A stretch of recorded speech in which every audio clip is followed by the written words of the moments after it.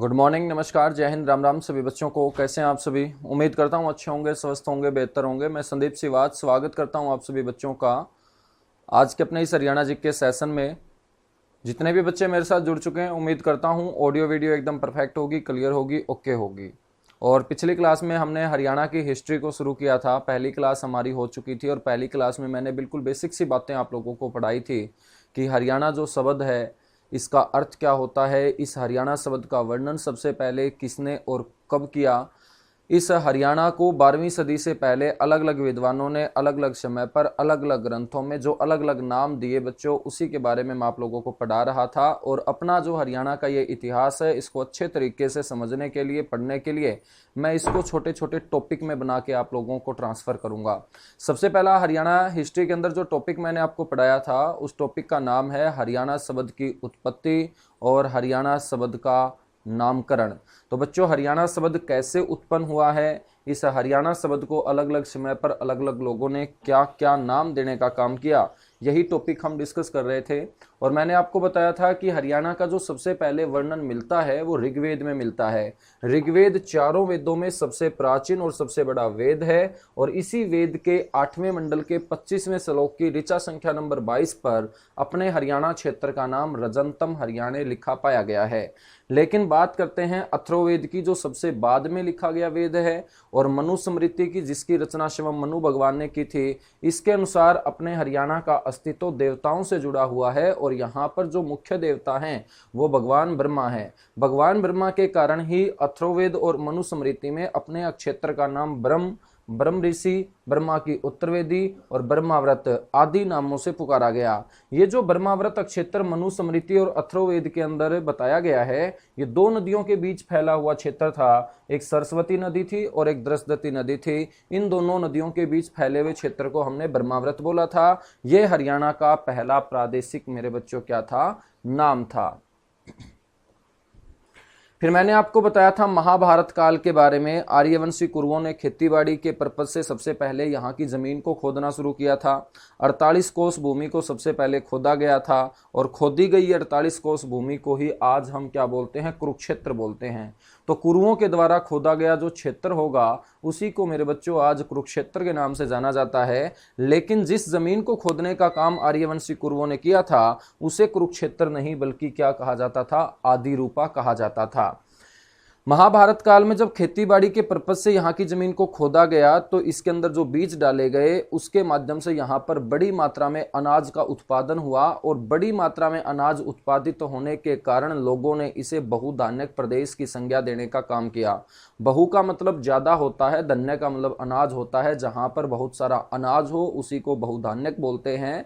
महाभारत काल के अंदर ये पूरा का पूरा कुरुओं का ही क्षेत्र था, इसे कुरुक्षेत्र बोल सकते हैं। और दिल्ली के आसपास का जो क्षेत्र था उसे खांडोप्रस्थ, जिसको बसाने का काम भगवान इंद्र ने किया था, इसीलिए इसे इंद्रप्रस्थ बोलते हैं। और दिल्ली के अलावा जितना भी बचा हुआ बाकी क्षेत्र अपने हरियाणा के अंदर, ये सारा का सारा क्षेत्र बहुत सारा अनाज उत्पादित करने के लिए जाना जाता था और इसका नाम पड़ जाता है बहुधान्यक प्रदेश। फिर मैंने आपको बताया था कि महाभारत नामक जो ग्रंथ है, जो लिखने का काम श्री गणेश जी ने किया, महाभारत के रचयिता महर्षि वेदव्यास है, उसके अंदर 18 चैप्टर हैं। महाभारत के चैप्टर को पर्व कहा जाता है और महाभारत नामक ग्रंथ से एक चैप्टर जिसका नाम है सभा पर्व, इस सभा पर्व से एक छोटा सा ग्रंथ उठाया गया जिसका नाम है नकुल दिग्विजय। और नकुल दिग्विजय नामक ग्रंथ नकुल की हरियाणा क्षेत्रों में जीत के बारे में बताता है। और बताया जाता है कि नकुल का सामना रोहतक के लोगों के साथ हुआ था। रोहतक के लोग उस समय कार्तिकेय नाम के भगवान की पूजा किया करते थे और कार्तिकेय को मानने वाले लोगों के साथ भी लड़ना पड़ा था नकुल नामक पांडव को। और लड़ना ही नहीं बल्कि रोहतक को जीत के वो सिरसा की तरफ आगे भी बढ़ा था। ये बातें इसी ग्रंथ के अंदर दी गई है। और इसी ग्रंथ के अंदर हरियाणा क्षेत्र का नाम दसारण बताया गया। इसी दसारण के कारण बताया जाता है हरियाणा शब्द की उत्पत्ति भी हुई है। तो मेरे बच्चों, इतनी सी बातें हम डिस्कस कर चुके थे, है ना। तो चलिएगा आगे बढ़ेंगे। फिर अब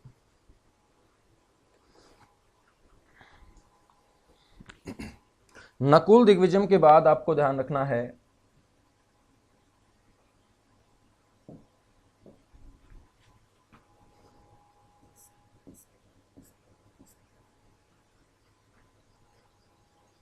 नेक्स्ट बच्चों, सकंद पुराण के बारे में।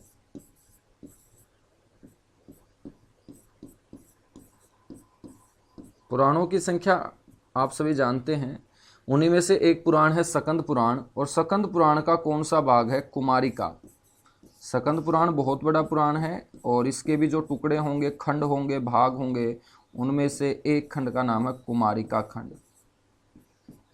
तो सकंद पुराण का जो कुमारिका खंड है,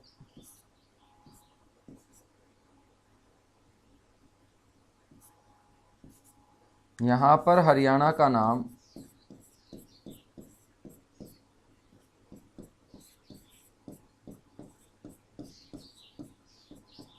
बच्चों हरियाला बताया गया है।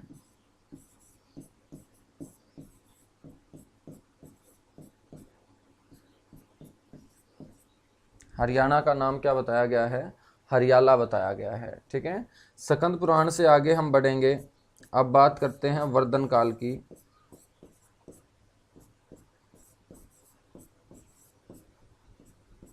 वर्धन जो काल होगा आपका, ये 6वीं और 7वीं सदी का काल होगा। 6वीं सदी में वर्धन वंश का उदय होगा, 7वीं सदी में वर्धन वंश का अंत होगा। तो वर्धन काल की हम बात करें तो वर्धन काल में अपने हरियाणा क्षेत्र को बच्चों श्रीकंठ जनपद के नाम से पुकारा जाता था। तो आपसे क्वेश्चन पूछेगा कि वर्धन काल में हरियाणा को किस नाम से जाना जाता था? आप बोलेंगे सर श्रीकंठ जनपद के नाम से जाना जाता था। ये जो श्रीकंठ जनपद नाम है हरियाणा को,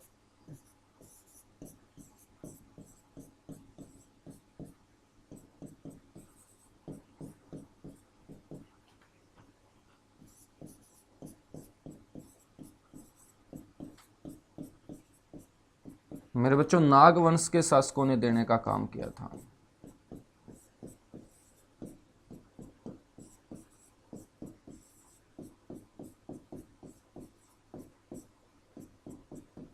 ठीक है, तो आपसे कोई पूछ ले कि हरियाणा क्षेत्र को श्रीकंठ जनपद नाम कौन से वंश के शासकों ने दिया था, तो आप बोलेंगे नाग वंश के शासकों ने ये नाम दिया था। और इस श्रीकंठ जनपद नामक क्षेत्र की जो राजधानी होती थी वो थानेसर होती थी बच्चों। तो पूरा का पूरा अपना हरियाणा जो श्रीकंठ जनपद के नाम से वर्धन काल में जाना जाता था बच्चों, इस हरियाणा के ऊपर शासन उस समय थानेसर से चलता था। इसकी राजधानी कौन सी होती थी? थानेसर होती थी। ठीक है, हरियाणा को श्रीकंठ जनपद कहा जाता था, इस बात की पुष्टि कौन सा ग्रंथ करता है? यदि हम बात करें तो इस बात की पुष्टि करता है हर्षचरित। हर्षचरित नामक प्रसिद्ध पुस्तक जो बाणभट्ट के द्वारा लिखी गई है,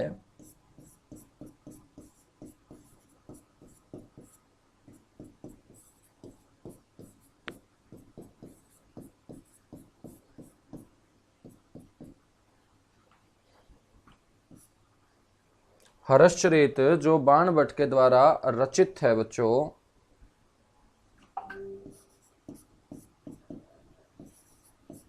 इसी में इस अक्षेत्र श्रीकंठ जनपद का हमें क्या मिलता है? वर्णन मिलता है। ठीक है, तो ये आपका कौन सा काल होगा? ये सर हमारा वर्धन काल होगा। और वर्धन काल के अंदर अपने हरियाणा को किस नाम से पुकारा गया? श्रीकंठ जनपद के नाम से पुकारा गया है बच्चों। ठीक है,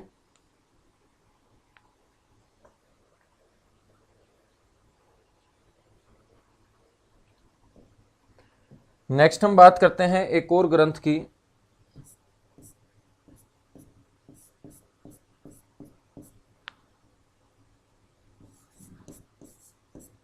पासहाण चर्यु।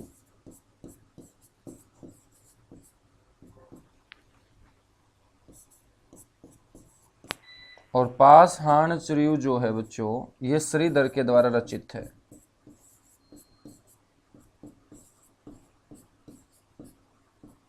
और इसी पाषाण चर्यु के अंदर अपने हरियाणा का जो नाम लिखा पाया गया,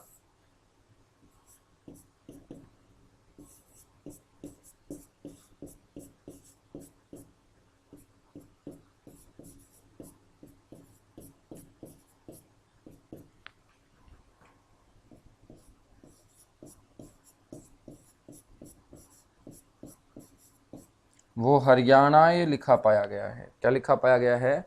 हरियाणाई लिखा पाया गया है बच्चों। तो पास हाणचरियु नामक ग्रंथ जो श्रीधर के द्वारा लिखा गया है, इसमें अपने हरियाणा को किस नाम से पुकारा गया है? हरियाणाई के नाम से बच्चों पुकारा गया है। ये आप लोगों को पता होना चाहिए। जल्दी से एक बार इसको नोट कीजिएगा, कुछ और बातें हम फिर करेंगे। अपने हरियाणा का नाम और कहाँ पर अलग लिखा पाया गया है, साथ के साथ आप नोट करते रहिएगा।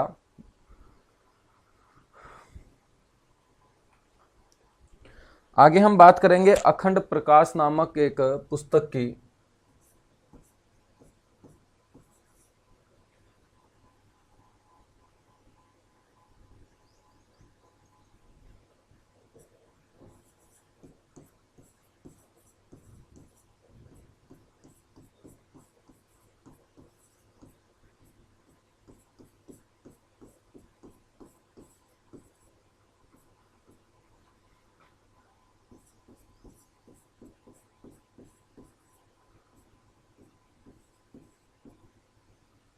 अखंड प्रकाश जो प्रसिद्ध पुस्तक है, ये किसके द्वारा रचित है बच्चों? धरणीधर।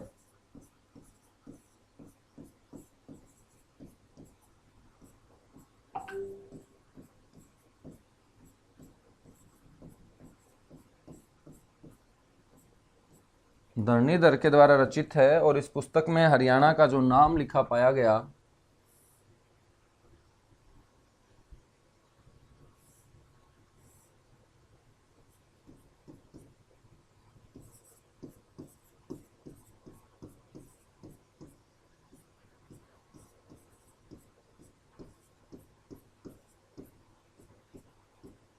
वो लिखा पाया गया है मेरे बच्चों हरिबाणक।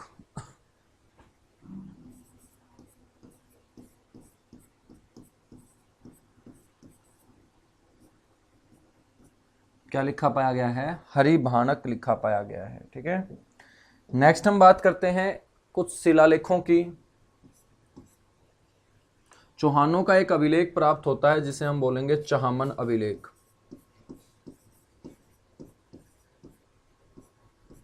चहामन या चौहान अभिलेख हम बोल सकते हैं। और चौहानों का मूल स्थान रहा बच्चों आपका राजस्थान। तो ये आपका जो अभिलेख है ये कहाँ से प्राप्त हुआ है सर? राजस्थान से प्राप्त हुआ।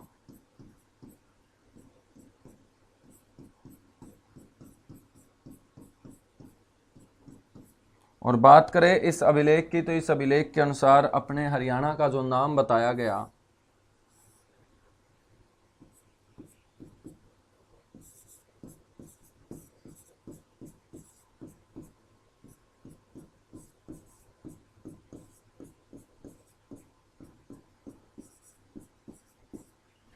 हरियाणा बताया गया है बच्चों। क्या बताया गया है? हरियाणा बताया गया है। ठीक है, एक और राजस्थान से अभिलेख प्राप्त हुआ, बिजोलिया अभिलेख।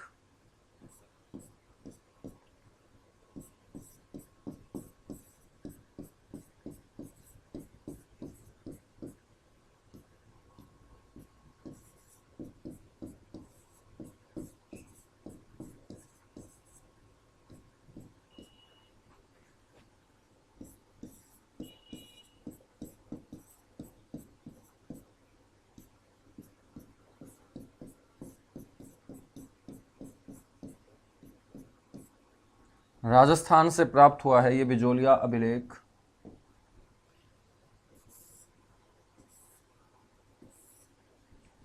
और इसमें अपने हरियाणा का नाम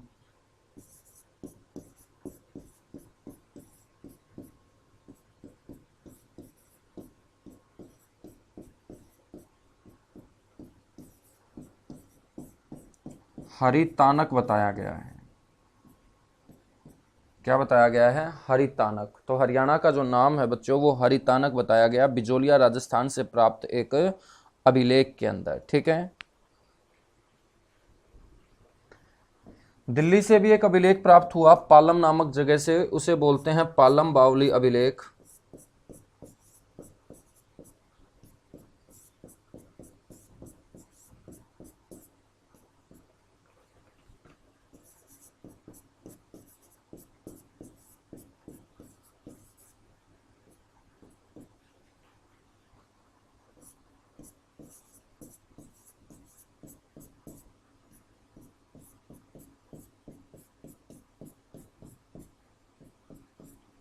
ये दिल्ली से प्राप्त हुआ है और दिल्ली से प्राप्त पालम बावली नामक अभिलेख के अंदर अपने हरियाणा के पीछे कै जोड़ा गया है बस।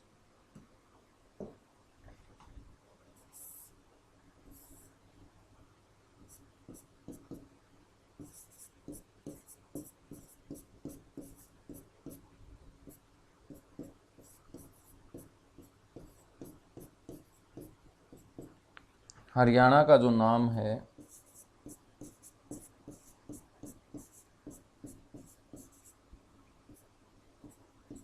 वो है हरियाणा।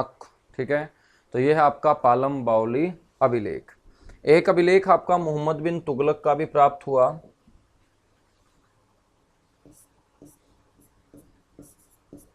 जिसे आप हिस्ट्री के अंदर पागल सुल्तान बोलते हैं।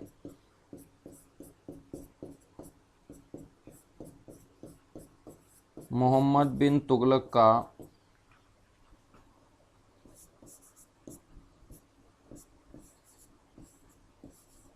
1328 ईस्वी अंकित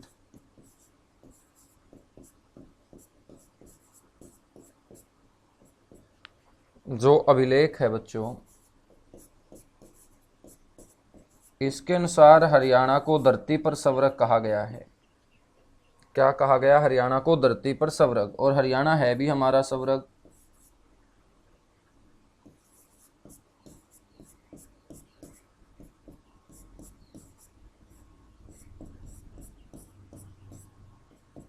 ठीक है बच्चों, तो धरती पर स्वर्ग कहा गया है 1328 ईस्वी अंकित मोहम्मद बिन तुगलक के एक अभिलेख के अनुसार। तो ये अपने हरियाणा के नाम देखिएगा, अलग अलग समय पर अलग अलग लोगों ने अलग अलग माध्यमों से अपने हरियाणा को देने का काम किया गया है। और यही क्वेश्चन आपसे एग्जामिनर इसी तरीके से पूछेगा कि हरियाणा का नाम हरियाणा कौन से अभिलेख से प्राप्त होता है? तुम बोलोगे चहामन अभिलेख से। आपसे पूछ लेगा हरियाणा का नाम हरितानक ये कहाँ पर लिखा पाया गया? आप बोलेंगे बिजोलिया अभिलेख के अनुसार। हरियाणा को हरियाणक कौन से अभिलेख के अनुसार पुकारा गया? पालम बावली अभिलेख के अनुसार। बच्चों ये तो था अलग अलग माध्यम से, लेकिन हम बात करेंगे कुछ विद्वानों की। तो कुछ विद्वानों ने भी अपने हरियाणा को अलग से नाम देने का काम किया। तो टाइटल डालिएगा कॉपी के ऊपर, विद्वानों द्वारा हरियाणा को दिए गए नाम।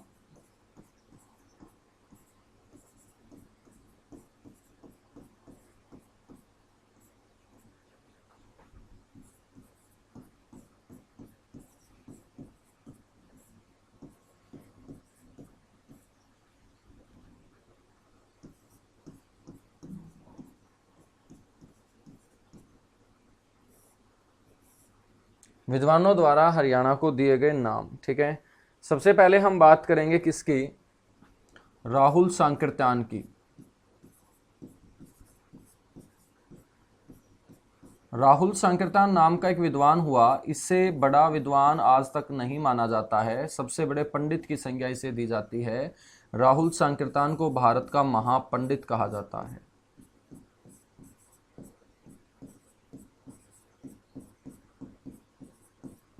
भारत का महापंडित इन्हें कहा जाता है। राहुल सांकृत्यान ने मेरे बच्चों अपने हरियाणा को जो नाम दिया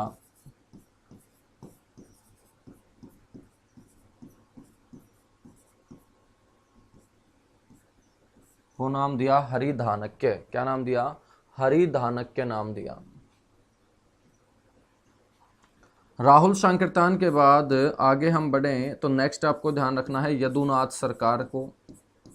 एक और विद्वान हुए यदुनाथ सरकार, और यदुनाथ सरकार ने अपने हरियाणा को हरा भरा होने के कारण नाम दे दिया हरियाला।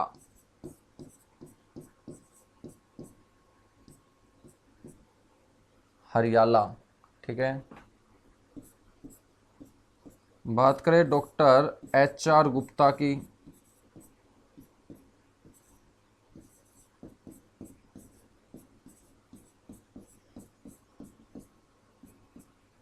डॉक्टर एच आर गुप्ता ने अपने हरियाणा को पुकार दिया आरियाना। डॉक्टर HR गुप्ता ने हरियाणा को क्या नाम दिया बच्चों? आरियाना नाम दिया। आरियाना का मतलब क्या होता है? आरियाना का मतलब है आर्यों का घर।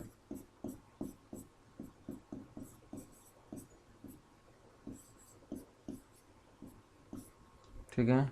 आर्याना का मतलब क्या होगा? आर्यों का घर होगा। डॉक्टर HR गुप्ता ने इसे आर्याना पुकार दिया। डॉक्टर HR गुप्ता के बाद आगे हम बढ़ेंगे। नेक्स्ट है महाराज कृष्ण। महाराज कृष्ण नाम के भी एक विद्वान हुए और इन्होंने अपने हरियाणा को जो नाम दिया वो दिया बच्चों हरना या हवम।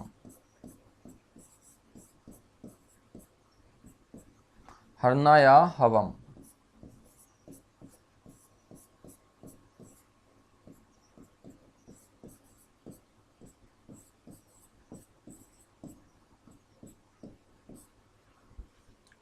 इसे बोलेंगे लूटपाट का केंद्र। तो महाराज कृष्ण ने मेरे बच्चों हरियाणा को किस नाम से पुकारने का काम किया?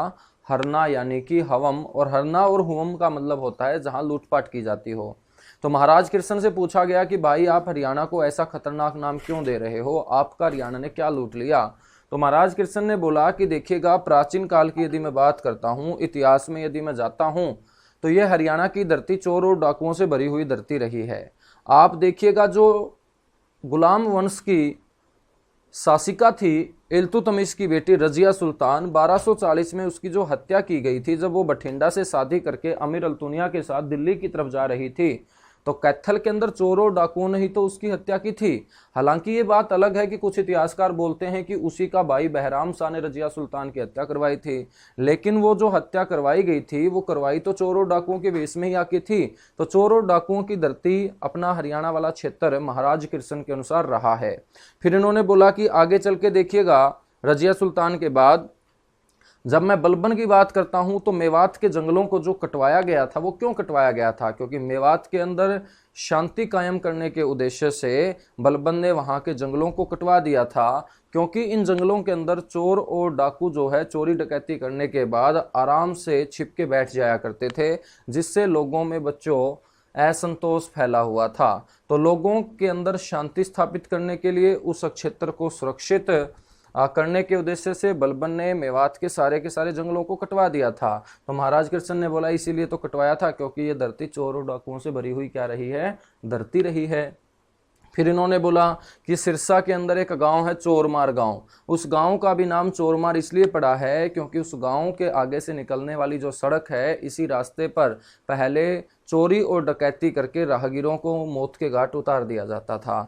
जब इस सुनसान इलाके में ज़्यादा इस प्रकार की घटनाएं घटित होनी स्टार्ट हुई, तो यहाँ लोगों ने बसना स्टार्ट किया। बसते बसते एक बहुत बड़ा गांव बसता चला गया और इसी गांव का नाम फिर इस रास्ते पर मारे गए चोर और डाकुओं के हाथों राहगीरों के सम्मान में चोरमार गांव कर दिया गया। तो सिरसा के अंदर एक गांव आप पढ़ेंगे चोरमार गांव, जहां पर एक गुरुद्वारा भी है जिसे आप चोरमार शहीदा गुरुद्वारा पढ़ते हैं। ठीक है। तो महाराज कृष्ण ने बोला है कि ये जो क्षेत्र रहा, ये चोरों डाकुओं से भरा हुआ क्षेत्र है, इसलिए मेरी नजर में ये हरियाणा जो होगा ये हरना होगा। क्या होगा? हरना। आगे हम बात करते हैं एक और व्यक्ति की, नाम है डॉक्टर GC अवस्थी।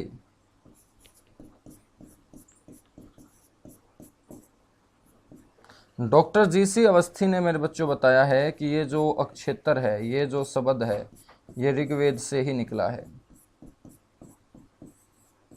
तो आपसे क्वेश्चन पूछेगा कि हरियाणा की उत्पत्ति ऋग्वेद से बताई जाती है, इस बात की पुष्टि कौन सा विद्वान करता है? भाई तुम बोलोगे वो करते हैं GC अवस्थी। GC अवस्थी। ठीक है। तो जल्दी से नोट कीजिएगा बच्चों, उसके बाद हम आगे बढ़ेंगे। इतनी सी बातें आपको इस पहले छोटे से टॉपिक में ध्यान रखनी है, जहां मैंने आप लोगों को बताया हरियाणा शब्द की उत्पत्ति के बारे में और हरियाणा शब्द के नामकरण के बारे में।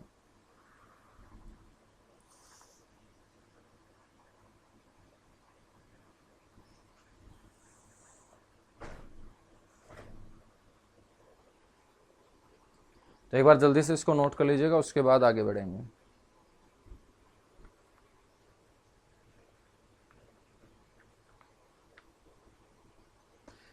अब देखिएगा, अपना जो हरियाणा का इतिहास है, इसको अच्छे तरीके से समझने के लिए हम क्या करेंगे कि कुछ सोर्स का सहारा लेंगे, कुछ स्रोतों का सहारा लेंगे। और हरियाणा के इतिहास को जानने वाले जितने भी लोग हुए हैं, उन्होंने स्रोतों का सहारा लेके हरियाणा के इतिहास के बारे में आज तक पढ़ा है, सीखा है, लोगों को बताया है। तो बच्चों ये कौन से स्रोत होंगे? यानी कि जब भी हम कोई चीज़ पढ़ते हैं तो सीधी सी बात है, किसी ना किसी का सहारा तो हम लेके पढ़ते हैं, ठीक है। जैसे इंडियन हिस्ट्री पढ़ते हो तो बहुत सारे ग्रंथों का सहारा लेते हो, ऐसे ही हरियाणा की जब हम हिस्ट्री पढ़ेंगे तो हरियाणा के इतिहास को जानने के लिए हम कुछ स्रोतों का सहारा लेंगे। इन स्रोतों को हम दो भागों में बांटेंगे, एक आपका भाग होगा साहित्यिक स्रोत, एक आपका भाग होगा पुरातात्विक स्रोत, ठीक है। चलेगा, फिर आगे बढ़ते हैं बच्चों।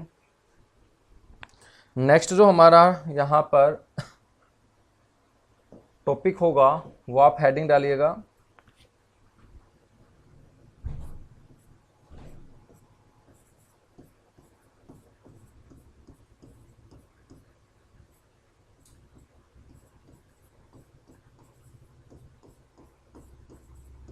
हरियाणा के इतिहास के बारे में।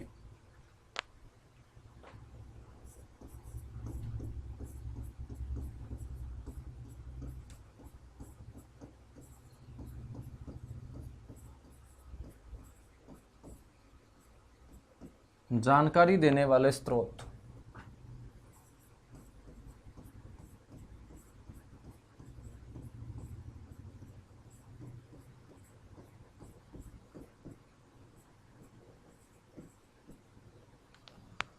हरियाणा के इतिहास के बारे में जानकारी देने वाले स्रोत। बच्चों ये जो स्रोत होंगे इसमें हम एक तो पढ़ेंगे साहित्यिक स्रोत। साहित्यिक स्रोत का मतलब है कि जो भी किताबें लिखी गई हैं उन किताबों के अंदर अपने हरियाणा के बारे में जहाँ जहाँ बातें दी गई हैं उन्हीं किताबों का सहारा लेके, उन्हीं ग्रंथों का सहारा लेके, उन्हीं पुराणों का सहारा लेके, उन्हीं वेदों का सहारा लेके हम अपने हरियाणा के इतिहास को समझने की कोशिश करेंगे कि हरियाणा की धरती के ऊपर पहले किस तरीके से चीज़ें घटित हुई हैं। इन सारे के सारे सोर्सेज को बोलेंगे साहित्यिक स्रोत, ठीक है। दूसरा जो हमारा सोर्स होगा वो होगा पुरातात्विक स्रोत।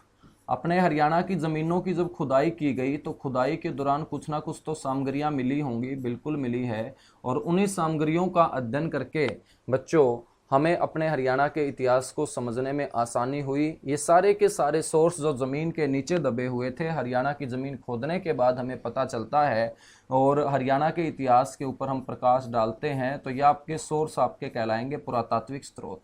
एक होगा जो किताबों में लिखा होगा, उसको हमने देखा होगा, पढ़ा होगा, देखकर पढ़कर हमने हरियाणा के इतिहास को समझने की कोशिश की होगी। ये आपके सारे के सारे सोर्स साहित्यिक स्रोत कहलाएंगे।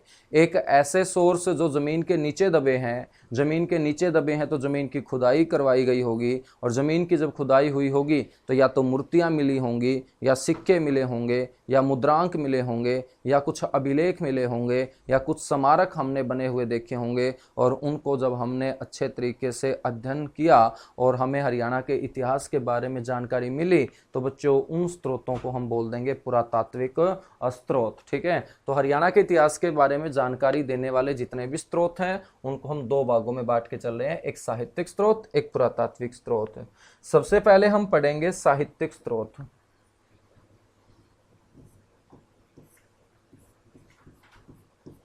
तो स्टार्टिंग की 4-5 क्लास जो है ना बच्चों वो बड़े आराम से चलेंगे, क्योंकि बहुत सारी नई बातें हैं, जल्दबाजी नहीं करेंगे, दिमाग में आराम से चीज़ें बैठनी चाहिए, ठीक है। और उसके बाद जो बातें आप लोगों ने सुन रखी होगी ना वहाँ से हम स्पीड पकड़ लेंगे फिर, ठीक है।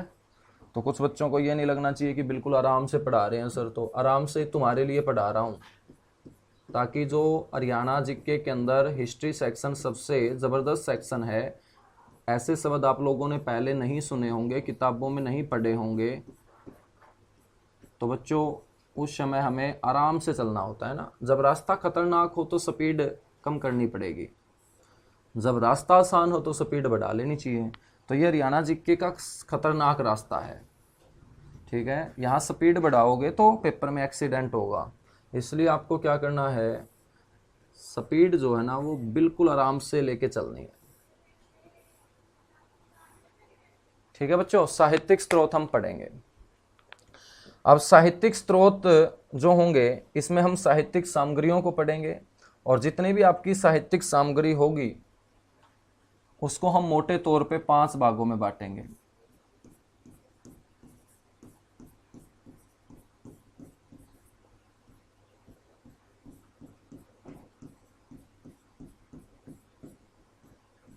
साहित्यिक सामग्री को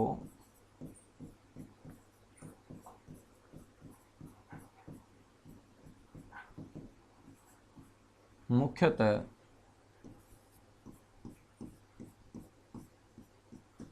पांच भागों में बांटा गया है।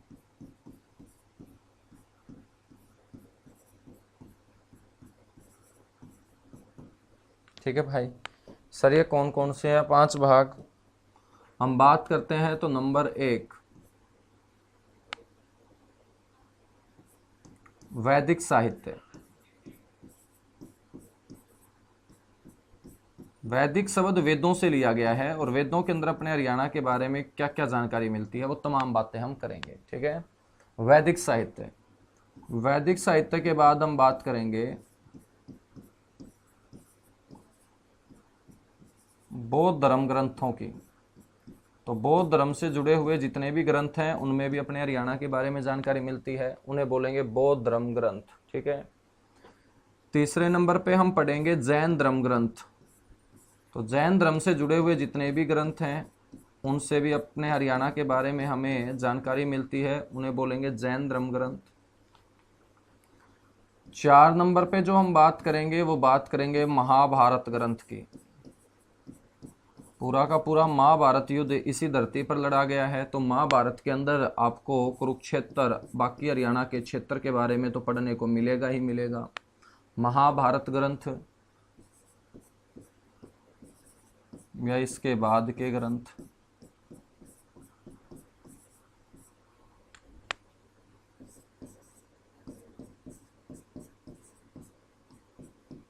या साहित्य।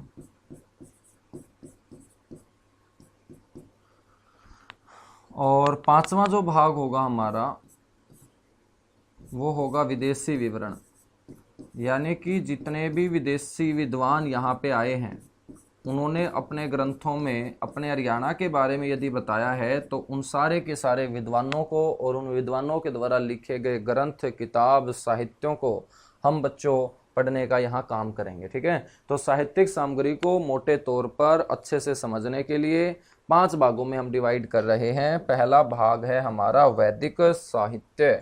तो बच्चों हेडिंग डालिएगा नंबर 1 वैदिक साहित्य। वैदिक शब्द किससे आया है? वैदिक शब्द सर वेदों से आया है। तुम ऐसी हिस्ट्री नहीं पढ़ोगे कहीं पर भी, है ना, तो थोड़ा सा तुम पेशेंस बना के रखोगे ना, सिलेबस तुम्हारा पेपर से पहले हो जाएगा। चिंता मत किया करो तुम लोग इतनी। ठीक है, तुम लोग चिंता बस इतनी करो कि जितना पढ़ा रहा हूँ तुम अच्छे से घर पे उसे पढ़ रहे हो या नहीं पढ़ रहे हो। ठीक है, क्योंकि मेरे को क्या आता है ये तुम्हें सिलेक्शन नहीं दिलाएगा। मैं जितना बताता हूँ वो तुम्हारे दिमाग में बैठता है क्या, तुम्हारे भेजे में फिट होता है क्या, ये सिलेक्शन दिलाएगा ना। तो चिंता मत किया करो सिलेबस की। ठीक है, सिलेबस आराम से होगा और पेपर से पहले होगा। बस तुम जितना करवाया है अभी तक उसको अच्छे से रिवीजन करते रहो, आगे बढ़ते रहो। ठीक है, फालतू की भड़क लोगे दिमाग में तो मेरे बच्चों सिलेक्शन से दूर जाते जाओगे, है ना। वैदिक साहित्य की बात करेंगे। वैदिक साहित्य में आपको पता होना चाहिए कि जितने भी ऋषि मुनियों के अनुसार हम बात करें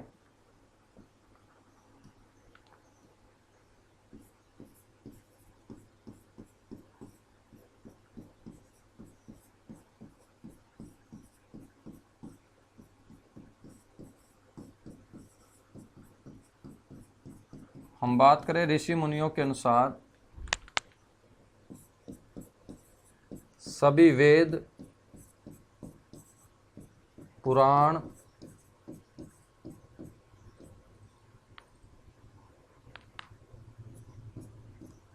उपनिषद,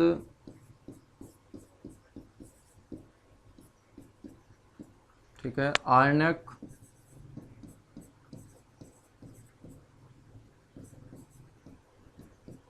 वेदांग,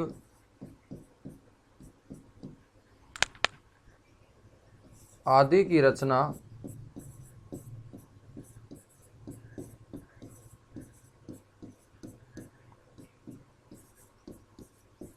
हरियाणा से ही हुई है बच्चों।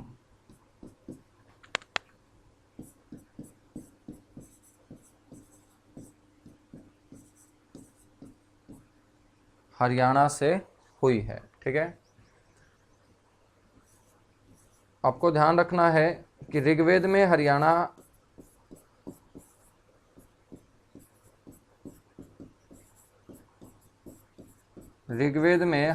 क्षेत्र की सर्वप्रथम जानकारी हमें प्राप्त होती है।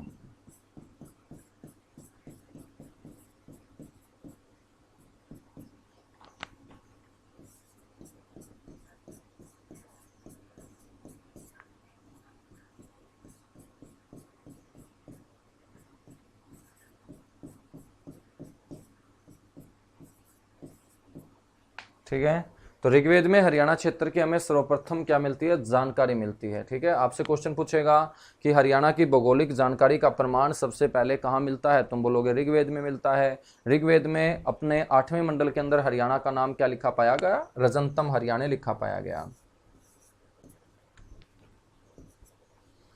सरस्वती और दृशदती नदी के बहने का प्रमाण हरियाणा के अंदर बच्चों ऋग्वेद में दिया गया है।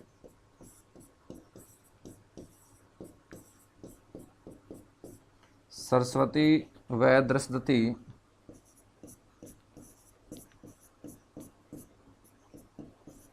नदियों के हरियाणा में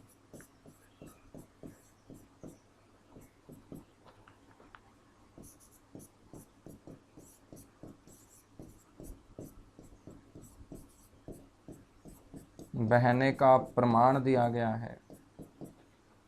ठीक है, ग्रंथों में बताया गया कि सृष्टि की रचना भगवान विष्णु के द्वारा हरियाणा क्षेत्र से ही की गई है। सृष्टि की जो रचना की है बच्चों, वो तो की है किसने, भगवान ब्रह्मा ने। तो सृष्टि की जो रचना है वो किसके द्वारा, भगवान ब्रह्मा के द्वारा।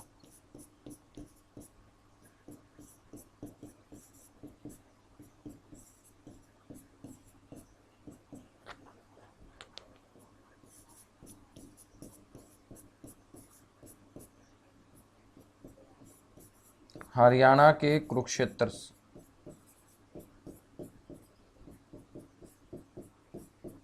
ठीक है, भगवान विष्णु के कहने पर भगवान ब्रह्मा ने जो तपस्या की,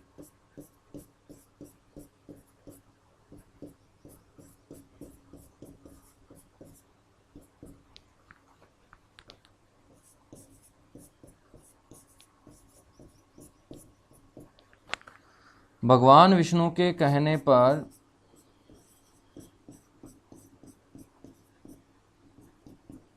भगवान ब्रह्मा द्वारा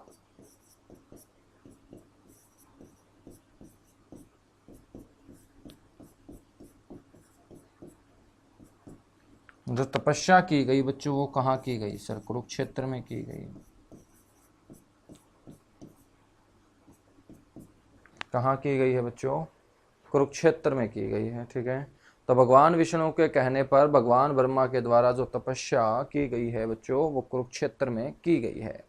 ये आप लोगों को ध्यान रखना है। ठीक है, इसके बाद हम बात करते हैं अथर्ववेद की।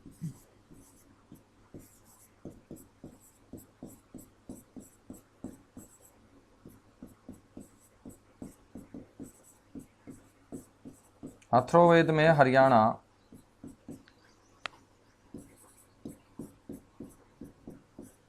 क्षेत्र की पहचान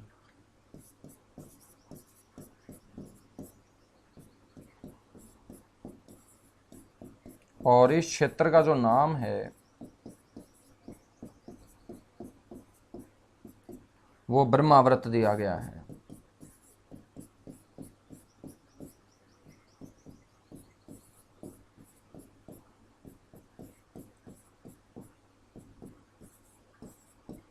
ठीक है, पहचान क्या दी गई है कि सरस्वती और दृशदती नदियों के बीच ही एक क्षेत्र पहले फैला था।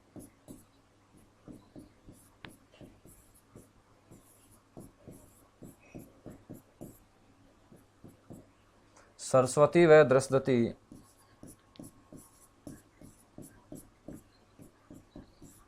नदियों के बीच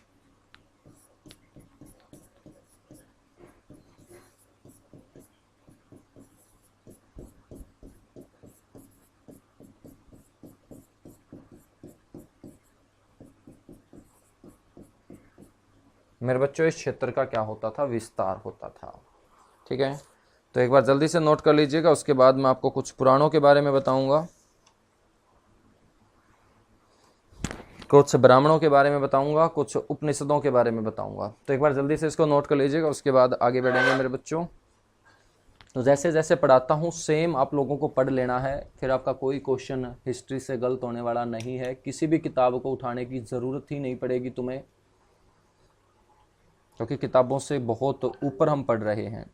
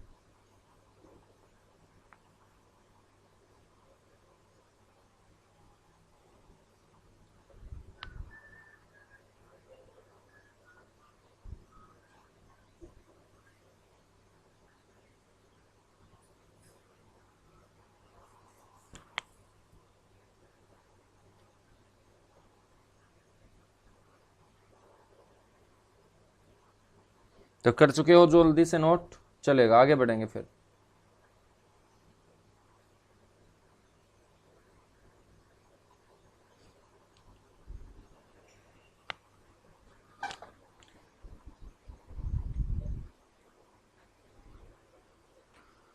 आगे बढ़ेंगे बच्चों। तो अब हम पुराणों की बात करेंगे ना। वैदिक साहित्यों के अंदर हमने ग्रंथों के अंदर इतना सा ही ध्यान रखना है कि हरियाणा के बारे में हमें इतनी जानकारी मिलती है। उसके बाद हम बात करते हैं पुराणों की।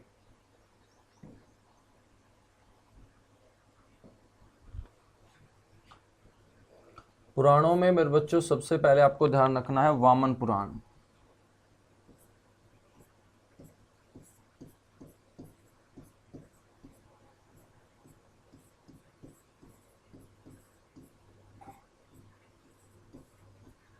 वामन पुराण के जो रचयिता हैं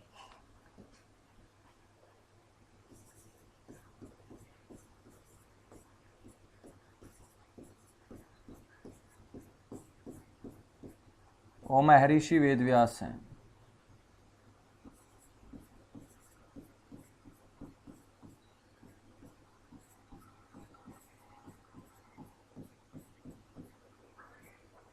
महर्षि वेदव्यास, ठीक है। वामन पुराण जो है बच्चों, ये कौन सी भाषा में लिखा गया है?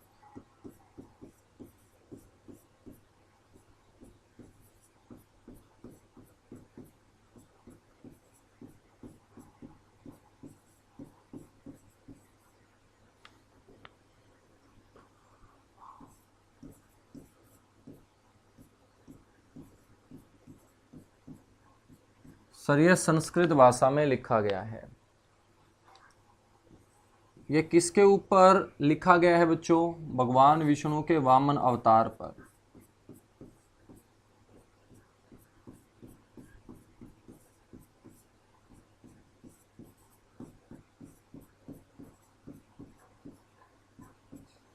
भगवान विष्णु के वामन अवतार।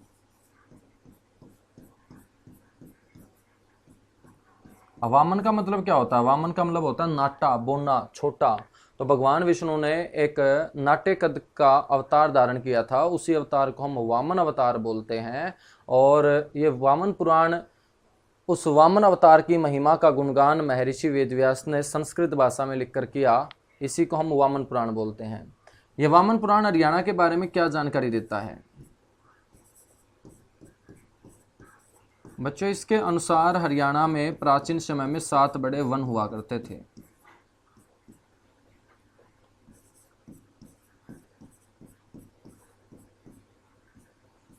इसके अनुसार हरियाणा में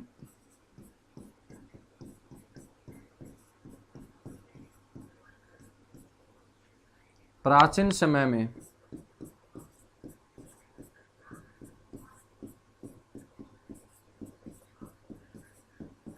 7 बड़े वनों का उल्लेख किया गया है। सर 7 बड़े वन थे, कौन कौन से वन थे ये? इन 7 बड़े वनों में मेरे बच्चों बात करें तो एक था आपका सूर्यवन,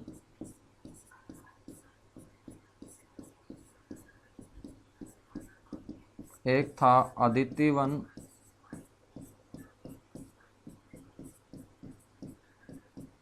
एक था काम्यक वन,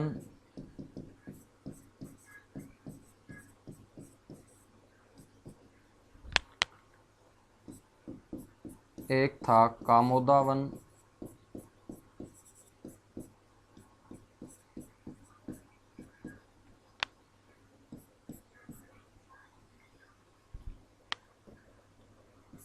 कामोदा वन, एक था फल्की वन,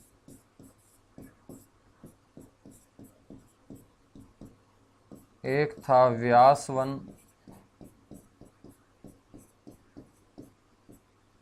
और एक था मेरे बच्चों द्वैत वन।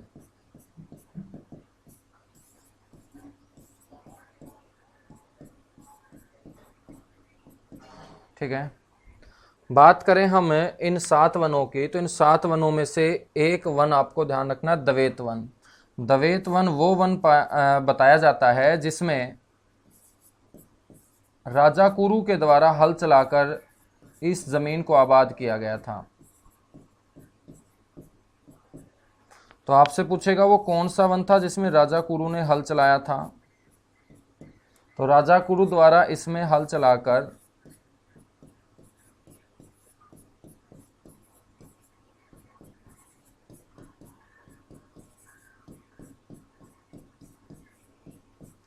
बच्चों इस क्षेत्र को क्या किया गया था सर? आबाद किया गया था।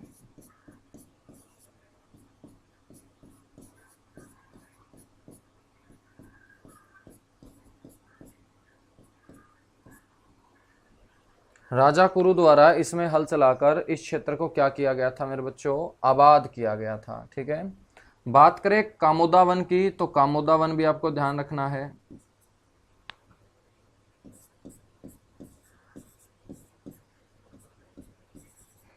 पांडव इस वन में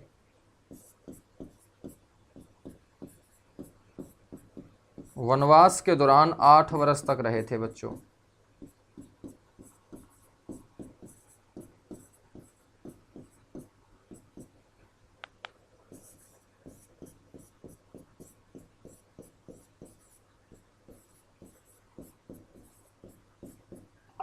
आठ वर्ष तक रहे थे। ठीक है, और बताया जाता है कि इसी वन के अंदर द्रौपदी ने पांडवों के लिए रसोई भी लगाई थी।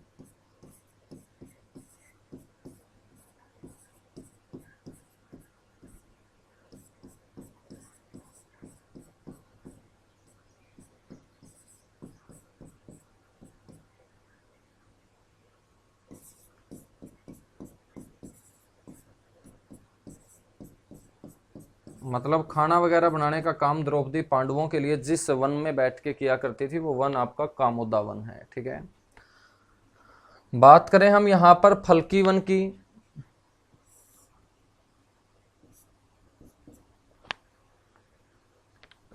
तो बच्चों फल्गु नामक ऋषि ने इस वन के अंदर बैठ के किया था तप।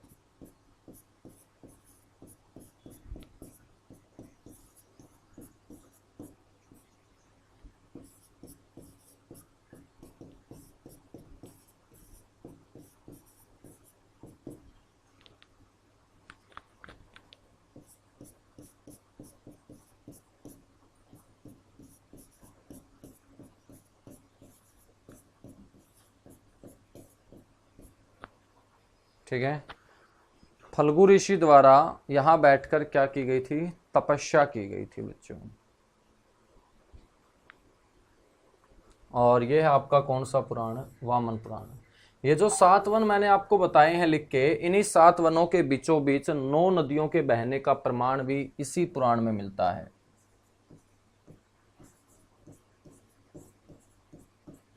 हरियाणा में बहने वाली नदियों का सर्वप्रथम प्रमाण।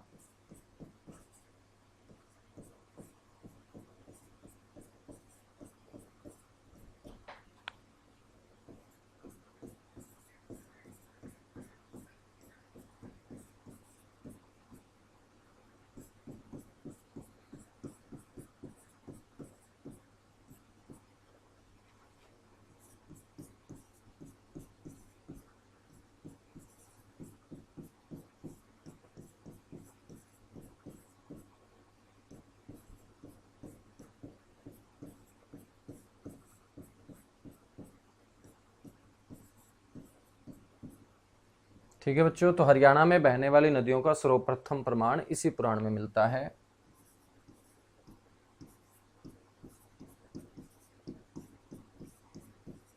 और 7 बड़े वनों के बीचों बीच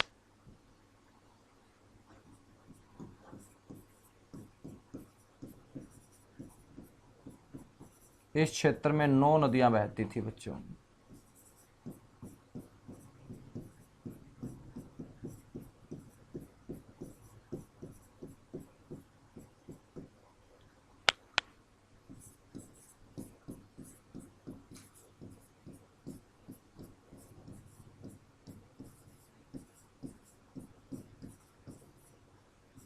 तो 9 नदियों के बहने का क्या किया गया है? उल्लेख किया गया है।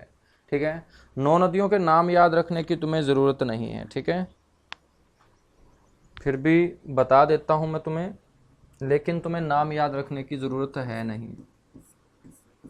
एक थी सरस्वती, एक थी दृष्टि,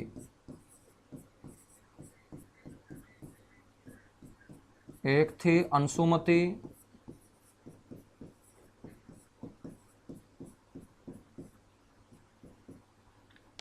एक थी वैतरणी।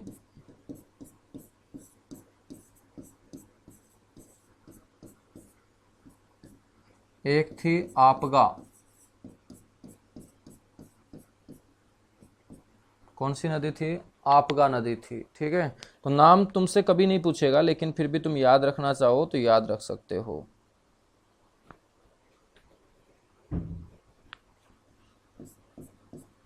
एक थी कौशिकी। संख्या जरूर याद रख लेना भाई कि कितनी नदियां बहती थी। कौशिकी। एक थी मधुश्रवा।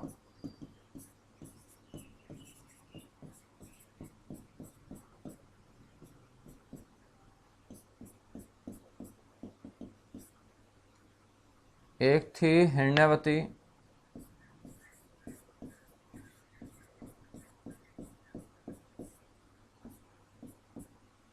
ठीक है, एक थी बच्चों हिरण्यवती, और एक थी आपकी अंशुमति हो चुकी है, मधुसरवा हो चुकी है, कौशिकी हो चुकी है, वैतरणी हो चुकी है ना, आपगा हो चुकी है। एक और मैं से थी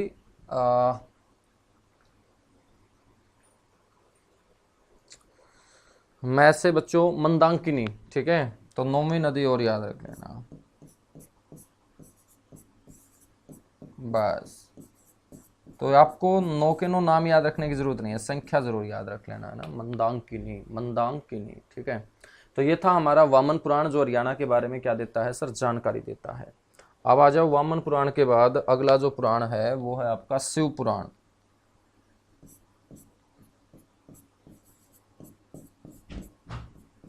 शिव पुराण को ही हम वायु पुराण भी बोलते हैं।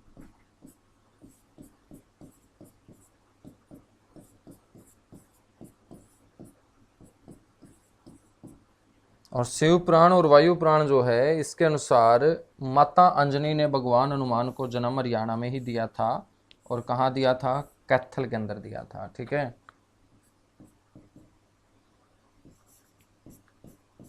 भगवान हनुमान की जन्म स्थली कैथल।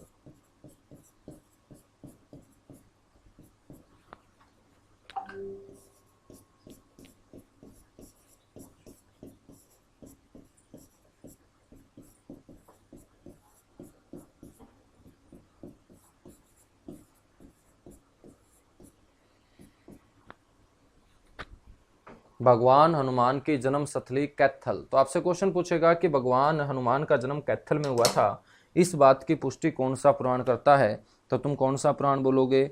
हम शिव पुराण बोलेंगे सर, हम वायु पुराण बोलेंगे। तो शिव पुराण और वायु पुराण के अनुसार ही भगवान हनुमान की जन्म स्थली कैथल रही है। तो जल्दी से एक बार इसको नोट कर लीजिएगा, है ना। और ये जो मैंने अभी तक आपको पढ़ाया है, इसे हम साहित्यिक स्रोत के अंदर वैदिक साहित्य बोलेंगे। वैदिक साहित्य के बाद हम नेक्स्ट क्लास में कवर करेंगे बौद्ध धर्म ग्रंथों को, यानी कि हरियाणा के बारे में जानकारी हमें जिन बौद्ध धर्म ग्रंथों के माध्यम से प्राप्त होंगी, उन सारे के सारे बौद्ध धर्म ग्रंथों को मैं आपको पढ़ाऊंगा। जैसे उसमें दिव्यावदान होगा, मंजिम निकाय होगा, पंपत सुदनी होगा, चुलवग होगा, मंजूश्री मूल कलप होगा, ठीक है। बौद्ध धर्म से जुड़ी हुई और बहुत सारी बातें हैं जो हरियाणा के अंदर होंगी। हरियाणा के अंदर स्तूप होंगे, हरियाणा के अंदर आपके बौद्ध विहार होंगे, बौद्ध कालीन मूर्तियां प्राप्त होंगी। महात्मा बुद्ध के भ्रमण के बारे में हमें पता चलेगा कि हरियाणा के कौन कौन से क्षेत्र में आए थे महात्मा बुद्ध, कौन से शिष्यों को उपदेश देने का काम महात्मा बुद्ध ने किया था। तो अगली क्लास में बच्चों हम इन बातों को डिस्कस करेंगे। तो अभी के लिए इतना सा ही।